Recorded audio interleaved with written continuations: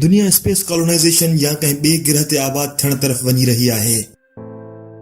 छा तव्हां कॾहिं इहो सोचियो आहे त इंसान ते अहिड़ो वक़्तु कॾहिं ईंदो जो हू ज़मीन खां कंहिं ॿिए ग्रह ते रहण ते मजबूर थी वेंदो?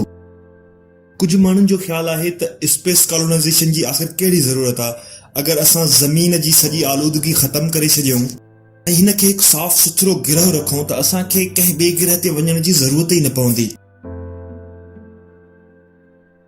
इहा ॻाल्हि बि पंहिंजी जॻह ते सही आहे त जेकॾहिं असां ज़मीन जो ध्यानु रखूं ऐं पॉल्यूशन या आलूदगी असां न पैदा कयूं, ग्लोबल वार्मिंग न थिए, त ज़मीन हिकु बेमिसाल गिरह आहे रहण लाइ। ॻाल्हि सिर्फ़ु असांजे नस्ल जी न आहे। असां ख़ुशनसीब आहियूं जो ज़मीन गिरह ते असांखे अहिड़े माहौल में रहण जो मौक़ो मिलियो आहे।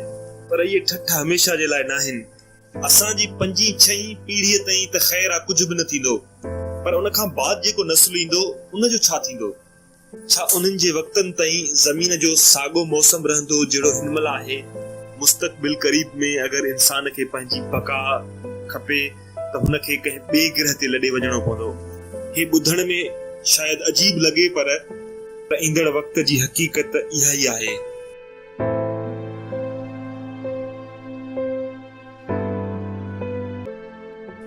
नवंबर 2016 लंडन में ऑक्सफोर्ड डिबेट सोसाइटी के प्रोफेसर डॉक्टर स्टीफन हॉकिंग एक हैरत अंगेज पेशनगोई कई। स्टीफन हॉकिंग ॿुधायो त इंसान ज़ात वटि सिर्फ़ 1000 साल बचियो आहे धरतीअ ते रहण लाइ। इन 1000 साल खां पोइ इंसान ज़ात जो वजूद ख़तम थी वेंदो।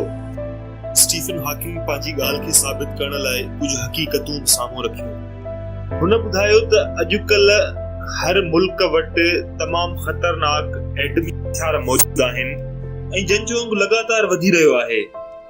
भले खणी हर मुल्क इन खे पंहिंजी हिफ़ाज़त जे नज़रिए सां ॾिसंदो हुजे, ऐं इहो हिकु तरह सां सही बि आहे।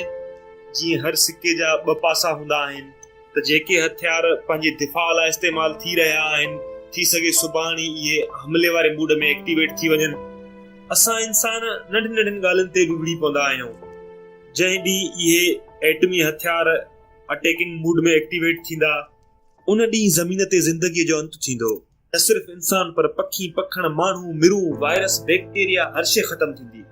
इन क़यामत जो हिकु नंढड़ो मंज़र असां माज़ी में ॾिसी बि चुका आहियूं, हिरोशिमा ऐं नागासाकी में। पर अॼुकल्ह जा एटमी हथियार उन्हनि हथियारनि खां हज़ारे गुना वधीक ताक़तवर आहिनि। स्टीफन हॉकिंग ॿी वजह ॿुधाई, ग्लोबल वार्मिंग माना वधंदड़ गर्मी पद।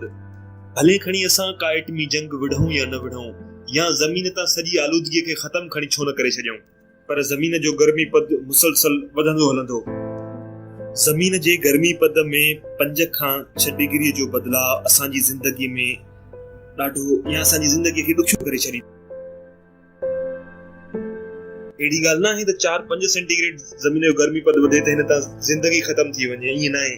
हा, पर ज़मीन ते रहण थोरो मुश्किल थी वेंदो, छो त गर्मी पद जे वधण सां ग्लेशियर पघरण शुरू कंदा, जंहिं करे समुंडनि में पाणीअ जी सतह वधंदी ऐं बंदरगाहूं पाणीअ हेठि अची वेंदियूं।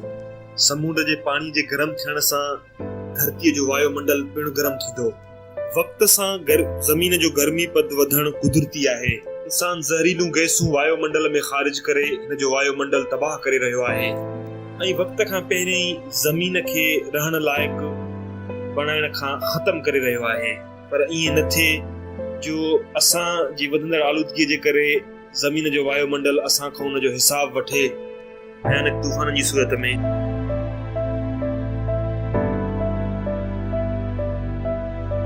स्टीफन हॉकिंग मुताबिक आर्टिफिशियल इंटेलिजेंस बि इंसान जी तबाहीअ जो हिकिड़ी वजह बणबी।